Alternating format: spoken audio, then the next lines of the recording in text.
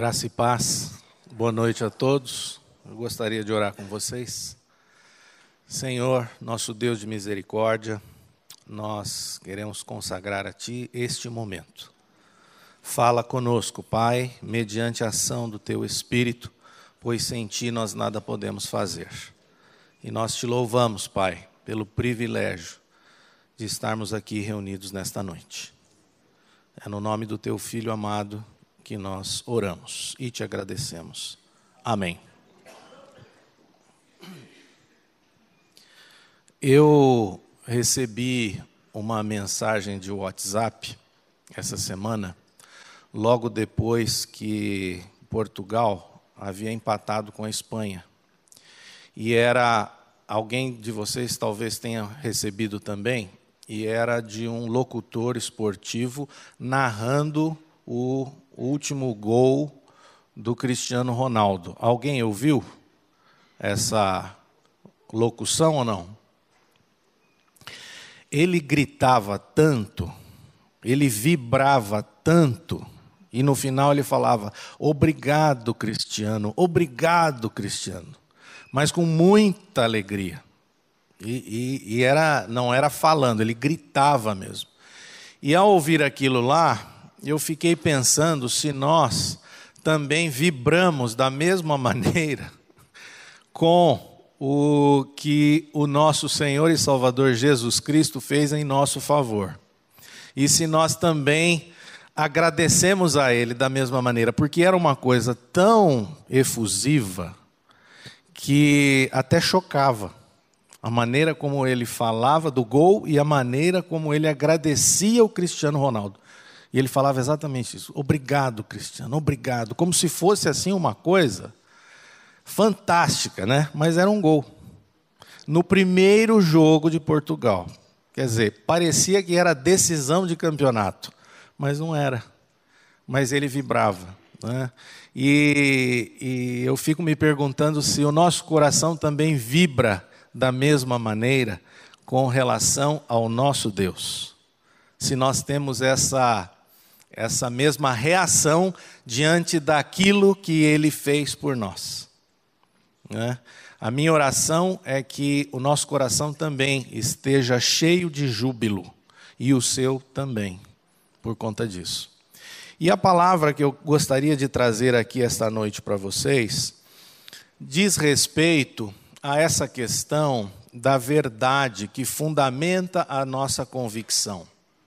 Nós temos vivido tempos muito difíceis, nós temos vivido uma época em que as pessoas estão falando o que elas querem, nós estamos vivendo uma época em que tem-se uma preocupação muito grande com as fake news, porque elas influenciam as pessoas e as pessoas estão andando por aquilo que elas ouvem nas mídias sociais. E onde verdadeiramente está o seu coração? Ou onde verdadeiramente está assentada a sua fé, a sua convicção? E qual é a razão desta minha pergunta? Porque isso vai fazer toda a diferença para a eternidade. E nós não podemos estar ludibriados por meias verdades ou por aquilo que não é totalmente verdadeiro, por aquilo que não é totalmente bíblico, por aquilo que é totalmente correto, segundo a palavra. Nós não podemos andar por sentimento, nós não podemos andar pelas nossas emoções, pelos nossos 5 sentidos, e isso tem consequências eternas. Se eu afirmasse aqui para vocês que o nosso Senhor Jesus veio a este mundo apenas para nos dizer que Deus é amor e que por causa desse amor Ele perdoa todos os nossos pecados, eu estaria falando a verdade ou não? O que vocês acham?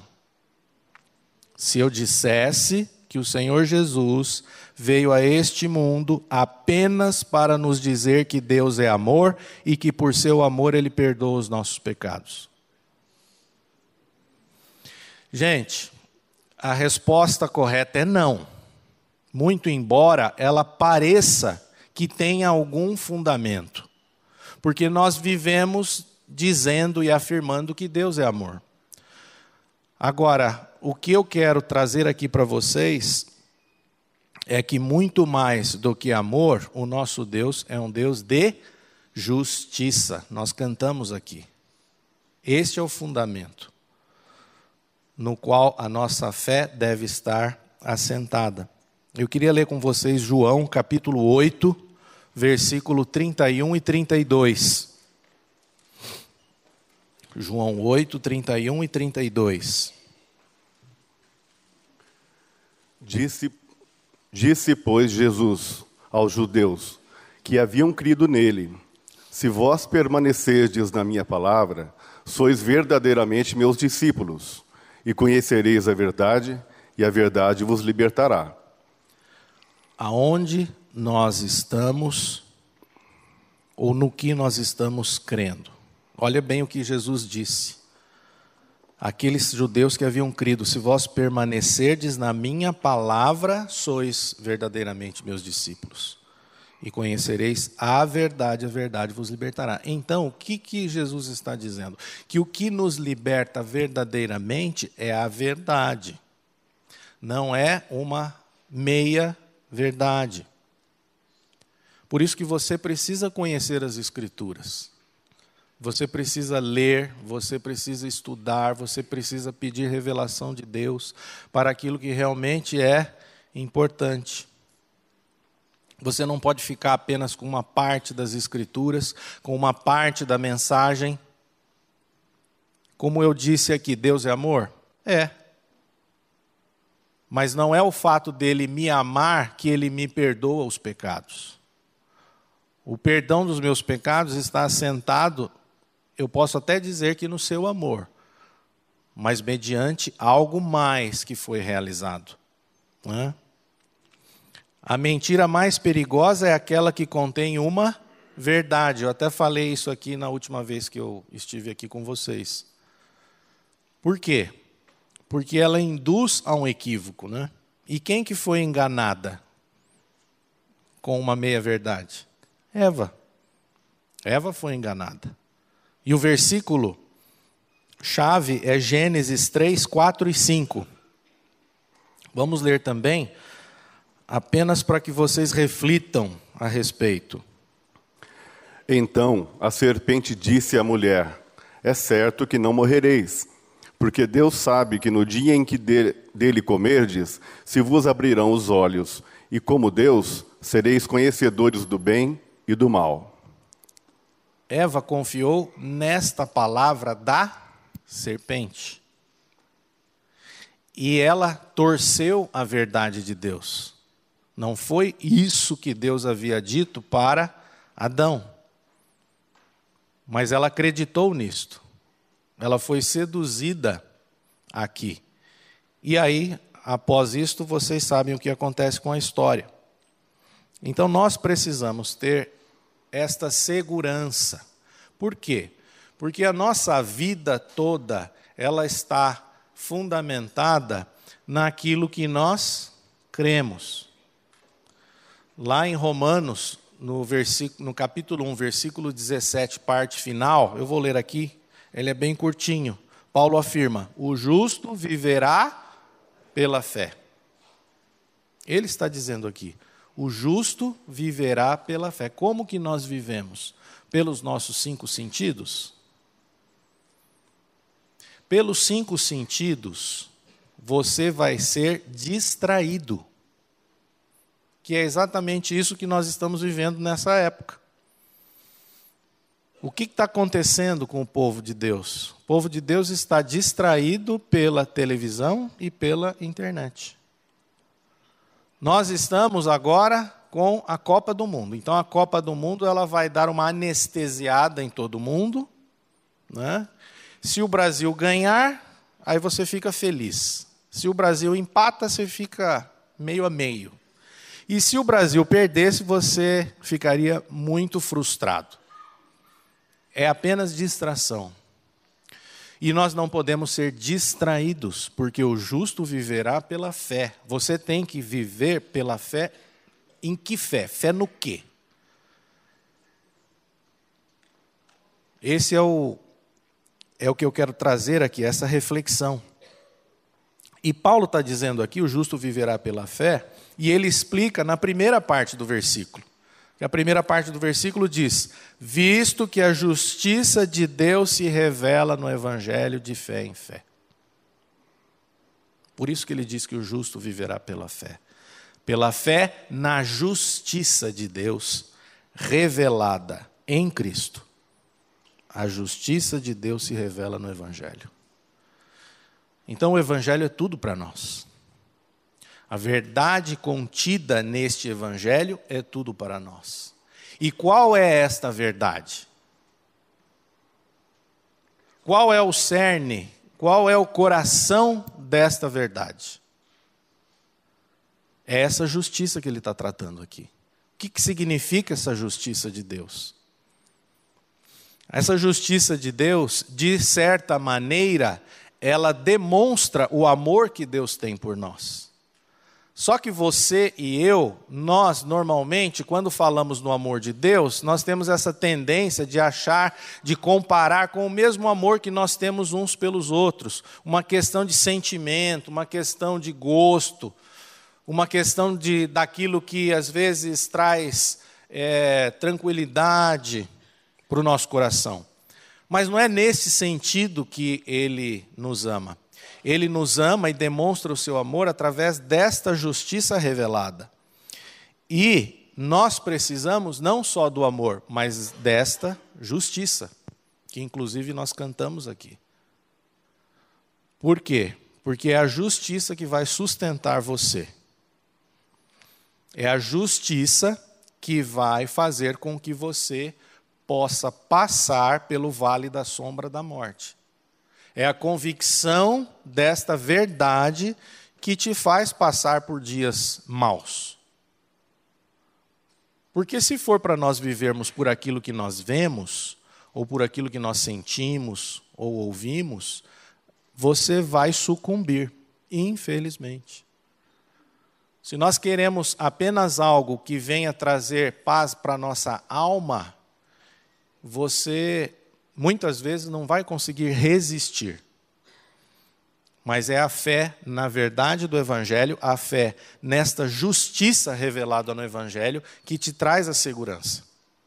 Que você pode dizer assim: estou seguro. Quando nós cantamos que nós estamos seguros em Jesus, o que você entende por isso? O que Jesus significa para você? Quando você declara que a cruz de Cristo é tudo para você, você aprofundou-se nesta afirmação? O que representa a cruz? Você sabe o que significa a cruz de Cristo? A cruz de Cristo, Jesus Cristo, não pode ser apenas uma afirmação, uma frase de efeito na nossa mente. Ela tem que corresponder a alguma verdade profunda. Então, esse versículo, o justo viverá pela fé, em que sentido nós precisamos ter fé? Então eu fiz algumas perguntas aqui. Será apenas crer que existe um Deus? Porque muitas pessoas falam: eu creio em Deus. Aí quando você pergunta a elas: você crê em Jesus Cristo? Fala: não, eu creio num Deus. Ué, mas então que Deus é esse? Não adianta você crer num Deus. Não adianta você crer num soberano, em algo supremo. Mas é o Deus da Bíblia. E falar em Deus da Bíblia, sem falar em Trindade, sem falar em Cristo, sem falar em Espírito Santo, também não vai resolver o nosso problema. Será apenas crer que é bom para nós termos uma religiosidade? Tem muitas pessoas que dizem isso. Falam: eu preciso desenvolver o meu lado espiritual. Mas por quê? Não, porque isso é importante para a nossa vida também. Como se a pessoa estivesse dizendo qualquer coisa. como se ela estivesse dizendo, não, porque a filosofia budista é muito interessante, isso me traz um certo descanso para a minha alma.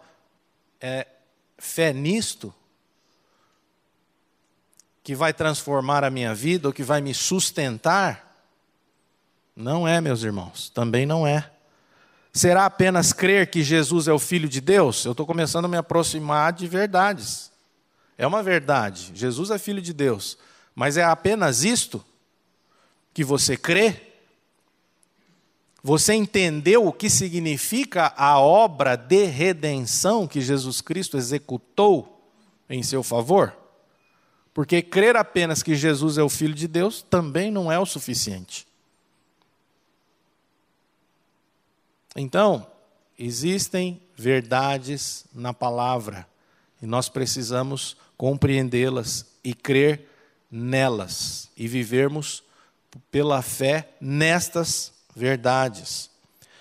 Precisamos crer no fato histórico de que Jesus é o Cristo. A nossa fé não está fundamentada numa ideia. Jesus Cristo já veio. Já é o Deus encarnado que veio a este mundo. Morreu, ressuscitou, e isto aconteceu há 2000 anos.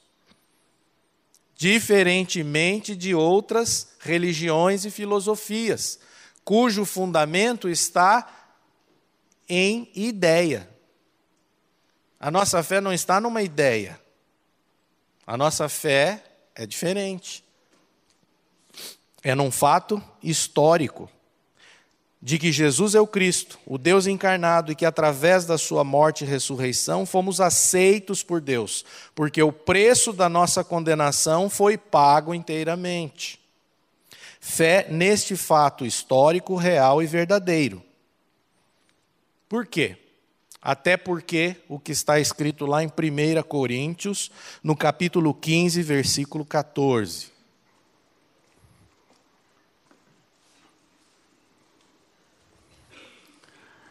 E, se Cristo não ressuscitou, é vã a nossa pregação, e vã a vossa fé. E se Cristo não ressuscitou, você está crendo no quê? Numa ideia. Só que a ideia não vai te salvar. Paulo está dizendo, é vã a nossa pregação e vã a vossa fé. Cristo ressuscitou, sim. Ele venceu a morte. E isto é um fato histórico. Não é um argumento. Não é uma ideia. Cristianismo não é um amontoado de conceitos no qual eu creio para eu ficar feliz, para eu me conduzir até o domingo que vem, para eu aguentar o tranco durante a semana. Não é isso, gente. É muito mais do que isso. É muito mais do que isso. Você e eu precisamos do quê? Da justiça de Deus. Não só do amor, mas da justiça. Vamos ler agora Romanos, capítulo 5, versículo 18.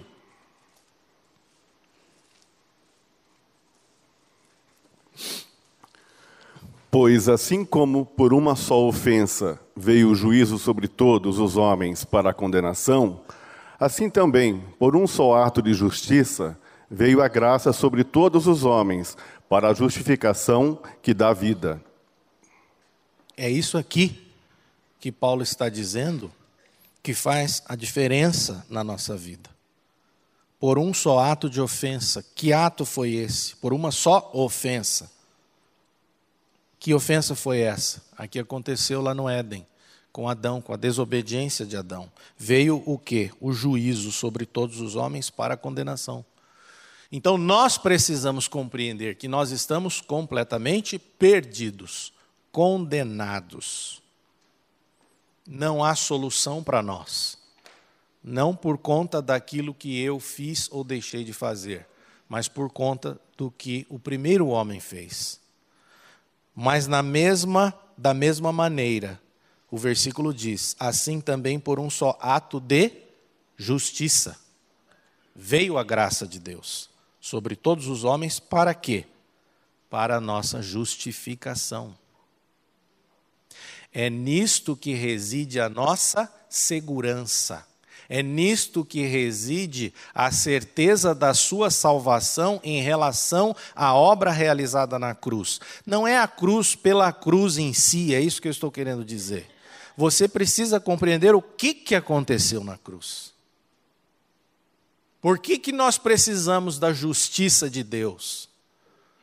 Porque nós somos injustos, nós somos iníquos, nós somos ímpios, desde o nosso nascimento.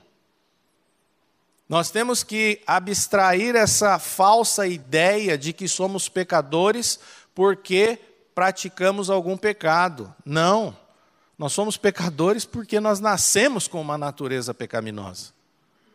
Então você precisa entender isto, para que você possa entender o que significa a justiça que vem de Deus, a justiça revelada. É através disto que você e eu somos justificados. E o que significa ser justificado? Significa ser aceito por Deus. E daí você começa a compreender o absurdo que se é quando alguém fala: eu aceitei Jesus. Por que as pessoas falam isso? Isso não é apenas uma questão de semântica, não. É algo que revela falta de entendimento em relação a essas doutrinas da fé cristã. Como que você pode aceitar Jesus se eu e você, nós nascemos completamente separados dele? Agora, quem que nos aceita? É Deus. E como que Deus nos aceita? É isso que está falando o texto, quando nós somos justificados em Cristo. Ele nos aceitando em Cristo. É isso que diz o texto.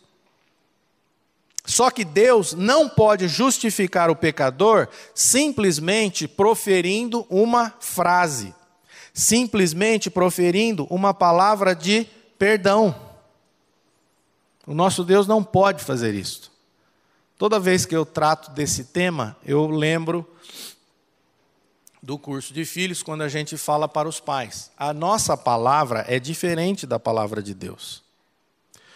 Porque nós damos instruções para os nossos filhos e falamos assim: olha, não faça tal coisa, porque se você fizer, você vai ser punido ou você vai ficar de castigo. Aí o seu filho vai lá e te desobedece. E você fala assim: tá, deixa, tá perdoado, vai. Mas não repete isso de novo, hein? Agora, Deus não pode fazer isso. Por quê? Porque o nosso Deus é um Deus de uma só palavra. E Ele falou que se Adão comesse do fruto da árvore do bem e do mal, ele morreria. Então Ele não tem como fazer assim: olha, tá perdoado. Mas se eu perguntasse para você, com toda sinceridade no teu coração, mas Deus não poderia perdoar? Talvez você respondesse: Ele é Deus, Ele pode tudo. Mas Ele não pode desdizer-se, Ele não pode ir contra a própria palavra dEle, porque Ele é Deus. Então Ele tinha que arranjar uma forma de que o nosso pecado pudesse ser justificado. Ou melhor, que o nosso pecado pudesse ser expiado, pudesse ser perdoado, e não apenas com uma palavra. Está perdoado, vai. Não, Ele não podia. O que eu estou querendo dizer com isso? Que o Senhor Jesus Cristo não veio ao mundo simplesmente para anunciar o plano de salvação, mas Ele veio também para realizar um plano de salvação. Ele não veio anunciar algo, Ele veio realizar algo que de fato foi realizado, foi executado. E nós temos que apenas crer neste fato histórico que já aconteceu. Não é um mero pensamento, uma ideia. Nós não cremos num argumento filosófico.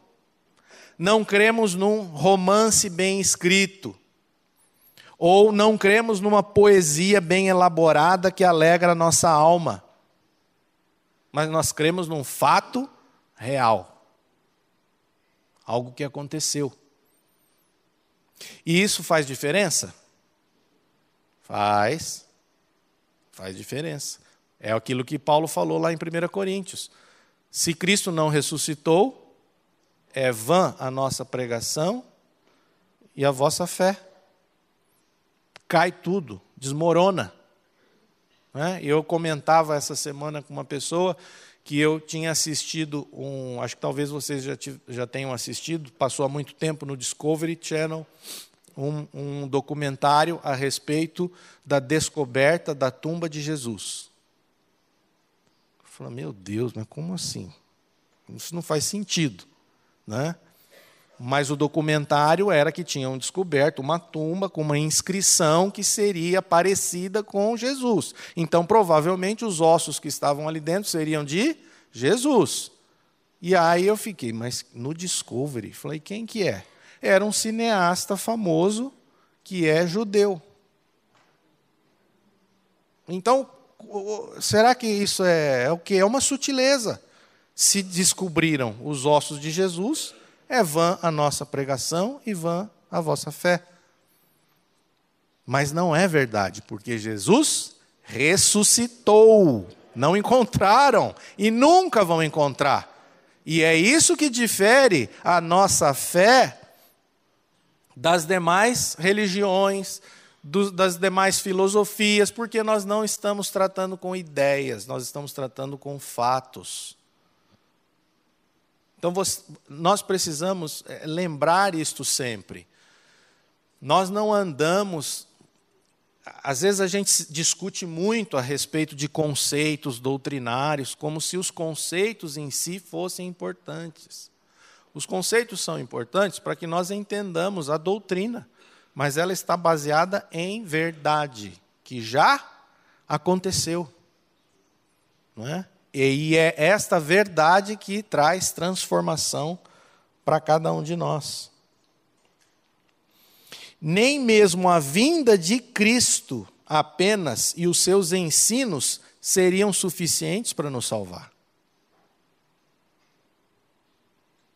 Só a vinda dele e os ensinos dele.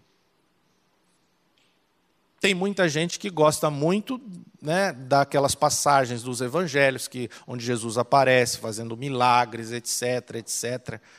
Mas era necessário que ele morresse. Por quê? Para que nós pudéssemos ser justificados. Para que nós pudéssemos ser aceitos por Deus. Porque apenas dessa maneira nós nos tornamos justos diante do Pai. Então a morte é necessária. Você não precisa ficar com peninha de Jesus porque ele morreu na cruz. Deus é amor? É, mas isso não é suficiente. Ele é justiça. E nós precisamos desta justiça. As questões da eternidade dependem do quê? Destas verdades. É o nosso futuro, a nossa eternidade que está em jogo. E nós devemos ser fiéis a elas, independentemente da resistência ou do desprezo que se tem hoje. Por quê? Porque o que eu estou falando aqui, normalmente, não é algo que se fala por aí. Por quê?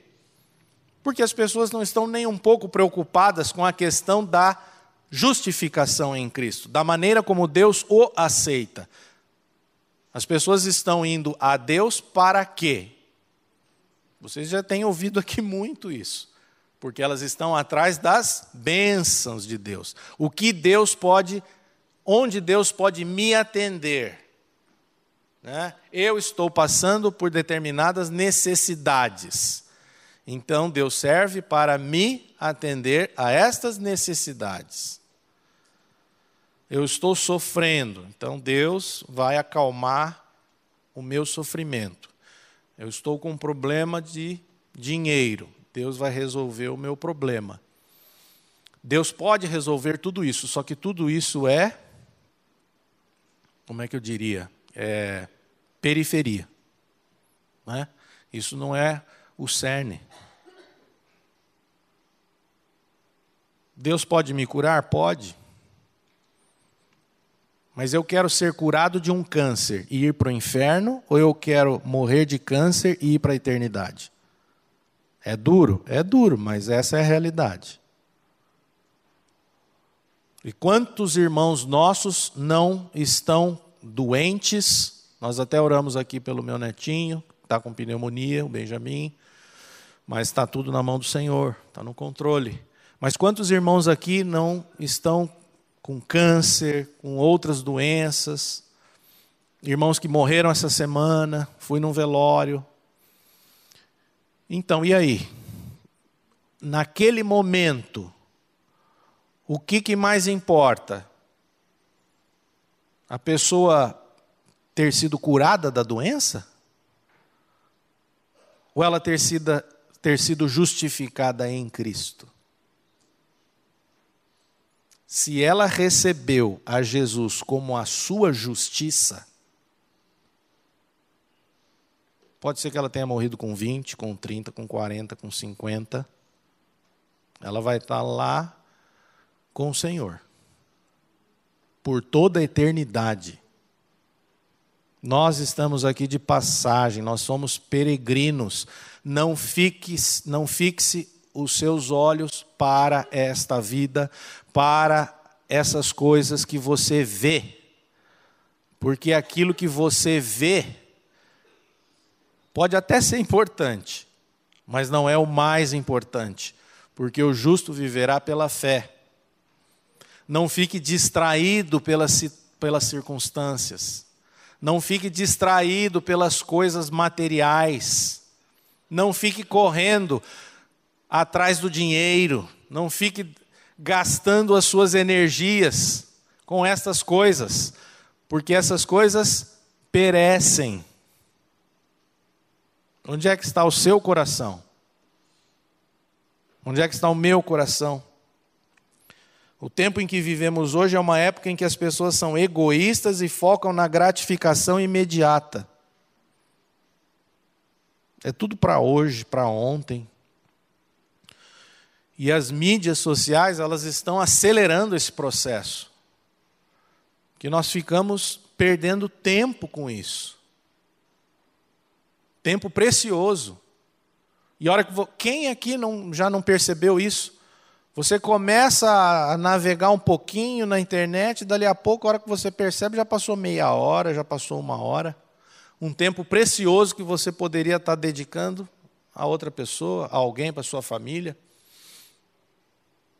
Então nós estamos assim, com aquilo que nos traz uma gratificação momentânea, é isso que nós estamos indo atrás.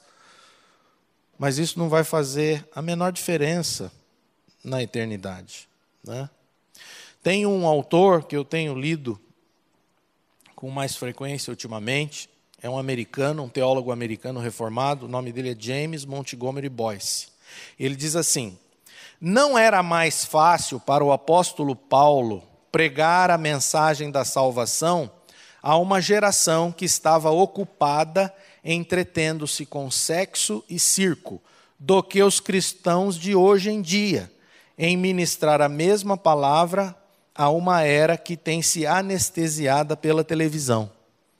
E eu coloco pela internet também, né? Ele era do século passado, morreu em 2000. Então, a mesma situação, as pessoas estão aí buscando sexo e circo. Esse autor fala da época de Paulo, você imagina agora, com a internet, né? E o que nós estamos vendo? É isso. O que é a Copa do Mundo?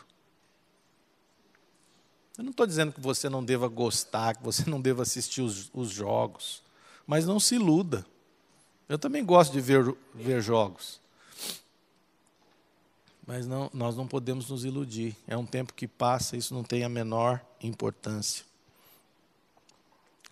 Nós devemos buscar a palavra. E uma das passagens bíblicas que melhor retrata essa questão da justiça de Deus revelada em Cristo está lá em Romanos, no capítulo 3, do versículo 21 até o versículo 26.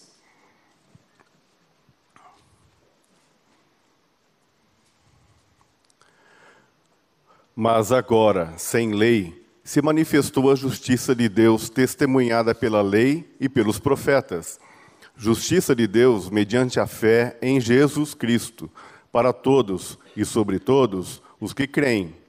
Porque não há distinção, pois todos pecaram e carecem da glória de Deus, sendo justificados gratuitamente por sua graça, mediante a redenção que há em Cristo Jesus, a quem Deus propôs no seu sangue, como propiciação, mediante a fé, para manifestar a sua justiça, por ter Deus, na sua tolerância, deixado impunes os pecados anteriormente cometidos, tendo em vista a manifestação da sua justiça no tempo presente, para ele mesmo ser justo e o justificador daquele que tem fé em Jesus.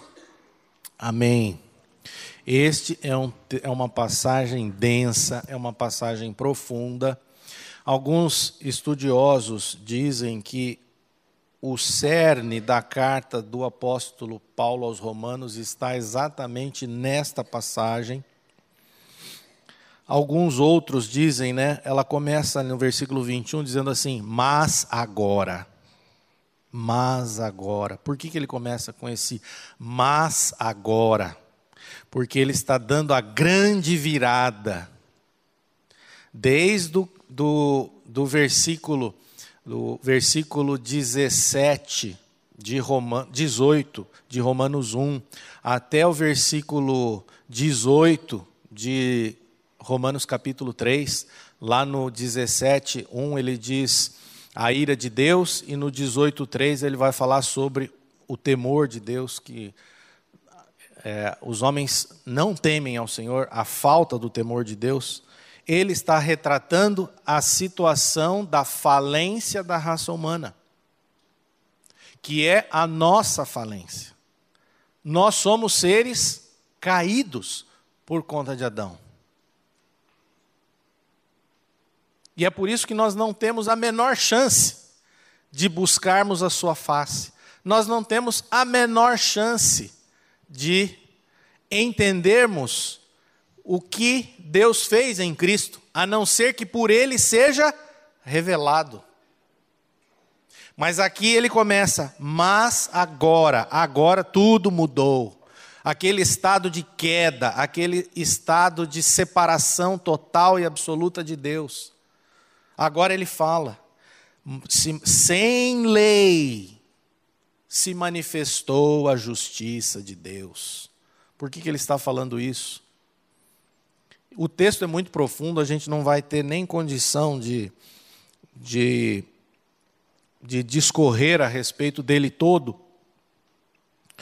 Mas eu quero chamar a atenção de vocês aqui para alguns pontos desse texto, O que nós encontramos aqui nesta passagem é exatamente o plano de salvação que foi executado por Deus. Aquilo que já ocorreu. Aqui nessa passagem nós vemos esmiuçadamente o que aconteceu na cruz. E o que aconteceu conosco. O que representa o sacrifício de Jesus Cristo. Por que nós somos justificados? Por isso que nós falávamos ali atrás, será que Deus apenas pode, se Ele declarar que nós somos perdoados, isso é suficiente para nós? Se Ele apenas tivesse feito uma afirmação dessas, você está perdoado. Isso não era suficiente, é o que está dizendo o texto. Então, quando nós afirmamos a nossa fé na cruz, nós temos que entender o que aconteceu de fato na cruz. Nós falamos muito em graça, falamos muito que somos salvos pela graça. Repetimos o que está escrito lá em Efésios 2, 8 e 9, que vocês já conhecem. N textos falam a respeito disso. Agora, você se lembra que nós fomos salvos pela graça. Agora, para Deus, não foi por meio da graça. Para Deus, para que fôssemos resgatados, foi pago um preço. Você não paga preço algum, mas o preço foi pago pelo próprio Deus. É isso que o texto está dizendo aqui. Então nós fazemos muito pouco caso da palavra e destas verdades. E fazemos muita confusão. Por quê? Porque nós ignoramos com profundidade o que a palavra de Deus diz. Nós somos muito rasinhos. Então, falar de cruz, falar de morte e ressurreição, você tem que falar de sangue derramado. Você tem que falar de justificação, de resgate. Porque é através disto que você e eu recebemos essa justiça que vem do alto. Então, nesta passagem aqui, eu elenquei aqui cinco fatos aqui que estão dentro deste plano executado por Deus. O primeiro, Deus providenciou uma justiça e agora Ele a revelou. Ele a tinha prometido antes, mas agora Ele tornou manifesta. Ele revelou uma justiça. Então era necessário que Jesus Cristo viesse. Por quê? Porque os nossos pecados não poderiam ser perdoados sem que nós fôssemos justificados através do sacrifício expiatório do próprio Filho dele. A nossa vida não poderia ser dada em holocausto, porque se nós morrêssemos, nós iríamos padecer eternamente no inferno. Mas alguém precisava morrer, e Deus providenciou esse alguém. Ou seja, o próprio Filho. Mas depois ele o ressuscita. Ele vence a morte. Então, o que é salvação? Nesse primeiro ponto, salvação é ser justificado. Ou seja, ser declarado justo. É isso que Deus faz. Deus te declara justo. Você sabia disso? O que é salvação? É ser justificado. E o que é ser justificado? É ser declarado justo por Deus. Você sabe que você foi declarado justo por Deus?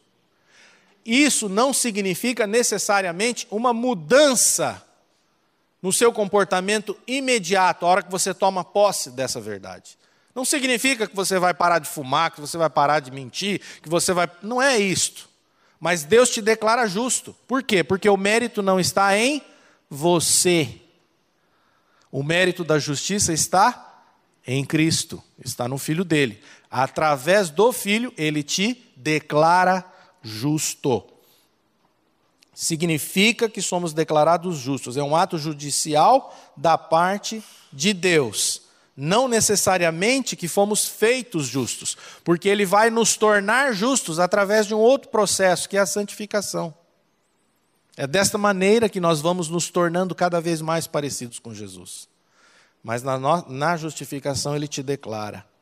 É um veredito que inclui perdão da culpa, penalidade do pecado e imputação da justiça de Cristo na nossa conta. É isso que significa justificação. Deus declara um pecador justo somente com base nos méritos da justiça que existe em Cristo. Ele não te declara justo porque você é justo. Porque você é injusto. Mas Ele declara você justo. Mas como que isso pode acontecer? Como que Deus pode declarar um injusto como justo? Isso não seria uma injustiça da parte de Deus? Não sei se você já parou para pensar nisso. Vamos ler Provérbios 17:15. Eu já vou ter que acelerar aqui, porque senão... O que diz Provérbios 17:15?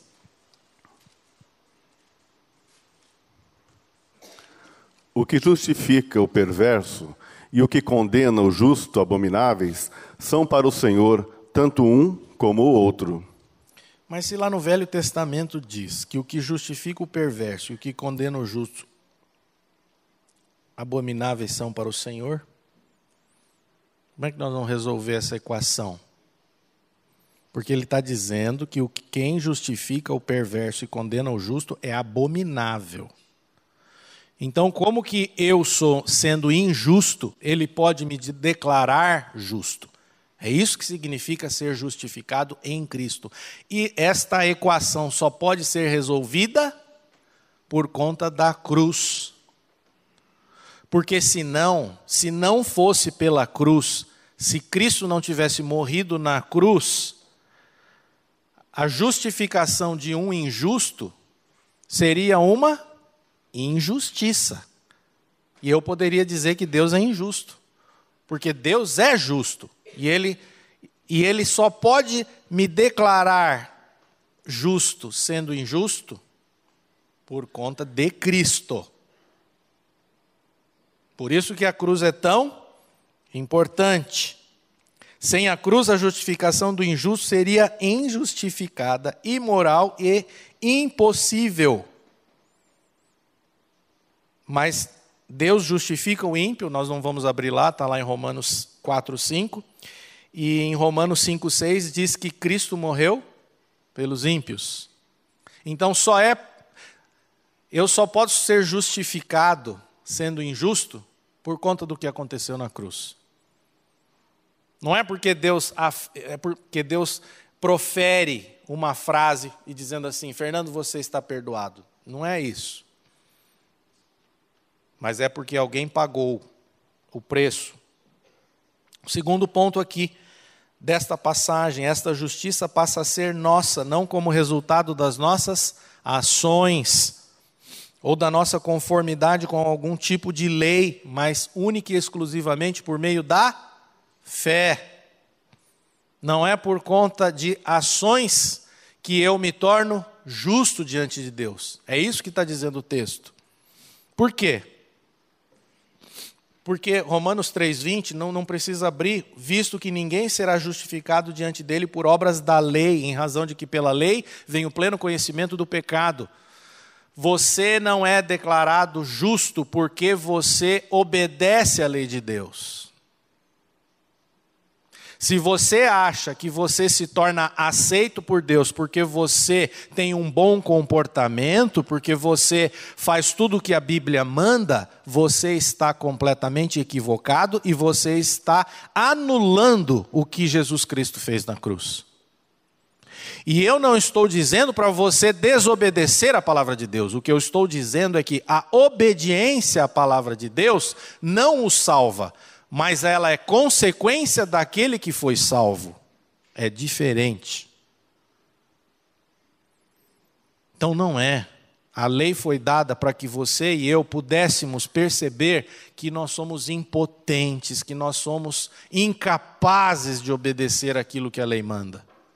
E que nós necessitamos de uma justiça que vem do alto, e nós necessitamos da ação do Espírito Santo sobre nós, para vencermos os nossos vícios, para vencermos os nossos problemas, as nossas dificuldades serem superadas. Você, por você mesmo, não vai dar conta. E graças a Deus por isso. Então nós não somos aceitos por obediência à lei, mas pela obediência que Cristo teve. A lei, ela só tem esta função de mostrar que nós somos incapazes. E nós somos declarados justos no momento que nós exercemos fé na pessoa de Cristo. Isso significa não que a fé nos salva, que o texto vai deixar isso claro também. A fé não salva ninguém, o que salva é Cristo e a obra redentora dele na cruz do Calvário. E se você se gloriar na sua fé, eu tenho fé, e disser assim, a minha fé me salvou, você também já está anulando a obra de Cristo. Por quê? Porque não é a tua fé que te salva, porque a fé é um dom de Deus, nem a fé você tem para isso. É Deus quem dá a fé para que você possa crer na obra que Jesus Cristo fez na cruz.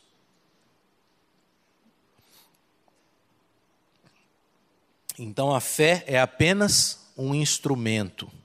Ela não é a causa da minha justificação. O terceiro ponto que nós podemos extrair aqui, já caminhando para o final, é que esta salvação está à disposição de todos, porque todos pecaram e destituídos estão da glória de Deus. Ou seja, ela é uma salvação para todos, tanto para judeus quanto para gentios. Todos pecaram e carecem da glória de Deus.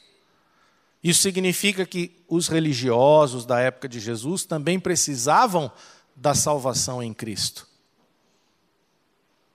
O que isso nos traz à mente? Que não é o fato de você estar vinculado a uma denominação religiosa que o torna salvo.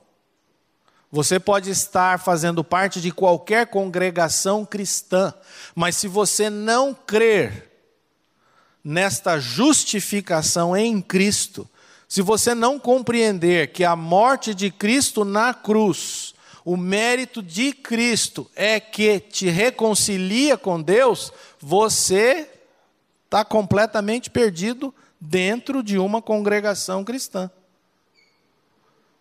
Você tem que confiar na obra de Cristo, não é em igreja local. Muito menos em pastor. Em homens. Nós precisamos olhar para a palavra. Então ela está à disposição de judeus e gentios, é para todos. Não existe privilégio aqui.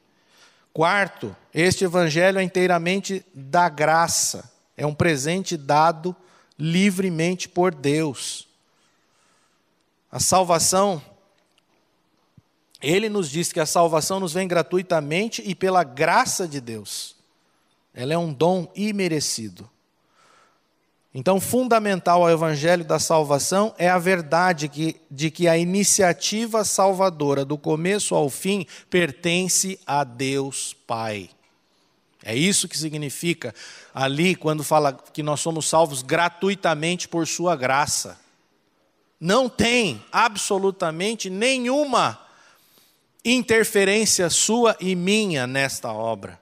Toda a iniciativa parte de Deus. Do início ao fim, é Ele quem faz tudo. E eu não preciso preocupar-me com aquilo que eu preciso desempenhar, porque não se trata do meu desempenho pessoal para que eu seja aceito por Deus. Justificado em Cristo é que Ele fez tudo gratuitamente por sua graça. Ele usa essa expressão, né? Gratuitamente por sua graça. É tudo dele, por Ele. Para Ele.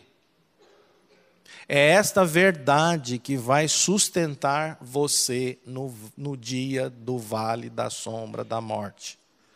Não é uma música que vai me trazer descanso.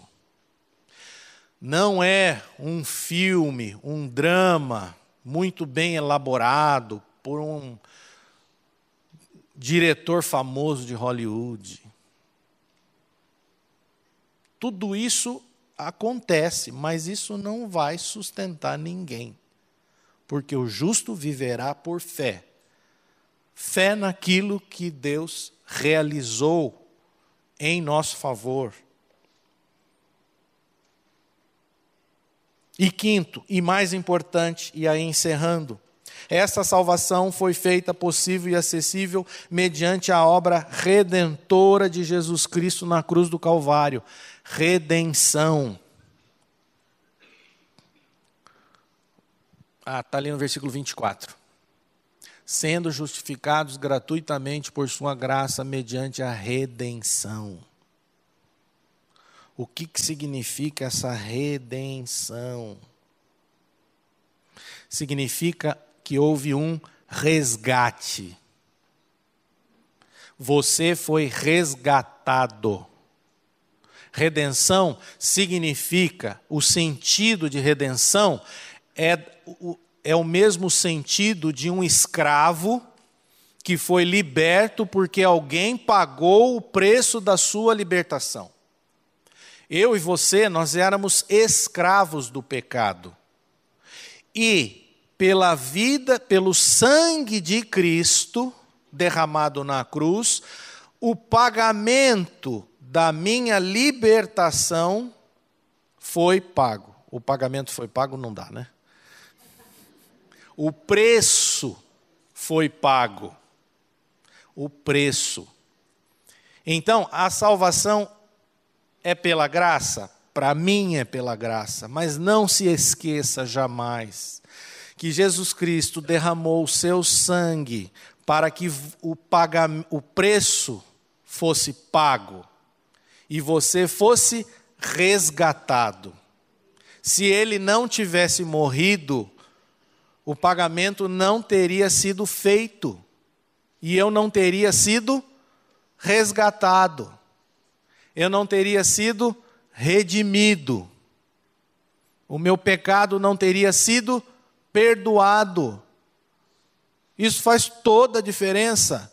Eu não adoro a Deus porque Deus é amor. Eu adoro a Deus porque Ele resolveu um problema sério que envolvia a minha eternidade. Eu era escravo do pecado e o sangue derramado me libertou desta escravidão. É como se você tivesse sido sequestrado e alguém foi lá e pagou o resgate da tua libertação. É isso que significa cruz. Pagamento de um resgate, redenção. O preço foi pago com derramamento de sangue. E eu quero ler aqui um último versículo, que é 1 Pedro 1, 18 e 19. Que é conhecido de todos nós.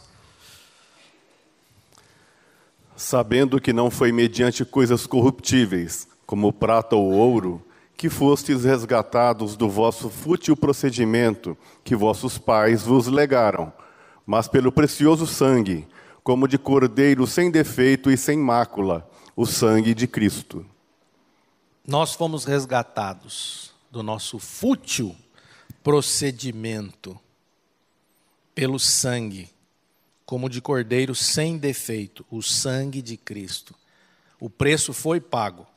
Por isso que é um outro absurdo, né? Quando nós dizemos que eu paguei o preço. Mas que preço que você pagou, meu irmão? Que preço que você pagou? Você não tem nada para oferecer a Deus. Absolutamente nada. A não ser reconhecer que você é pecador e que você necessita do sangue de Cristo derramado na cruz para pagamento do resgate. Porque o salário do pecado é a morte. E sem derramamento de sangue não há remissão de pecados. Se o sangue não for derramado, não tem como o seu pecado ser perdoado. Mas o teu sangue não faz expiação pelo teu pecado. Se você morrer, babau. Mas Jesus Cristo morreu. E o sangue dele foi derramado. Assim, nunca se pode tratar do pecado isoladamente da morte. Sem derramamento de sangue não há remissão de pecados. Que estas verdades estejam bem assentadas no nosso coração e na nossa mente. Não fique apenas repetindo frases, sem atentar para o que as verdades dizem. Porque é isso que vai fazer a diferença. O justo viverá pela fé, mas fé nas verdades que libertam. E essa é uma das verdades, se não a mais importante, da redenção que houve com o sangue derramado na cruz do Calvário. Amém? Deus abençoe vocês. A Livraria PIB Londrina procura selecionar cuidadosamente seus títulos e autores a fim de oferecer um conteúdo alinhado com o Evangelho de Jesus Cristo. Bíblias, livros de teologia, devocionais, literatura infantil, biografias, comentários bíblicos e muito mais. Dispomos também de um acervo de CDs e DVDs das mais de 5.000 mensagens ministradas na Primeira Igreja Batista em Londrina. Visite a Livraria PIB Londrina e conheça ainda mais. Livraria PIB Londrina, de segunda a sexta, das 13h30 às 18 horas. Endereço na Avenida Paraná, 76A, próximo ao Calçadão, bem no centro de Londrina. Ligue para 3372-8921 ou acesse o site www.livrariapiblondrina.com.br.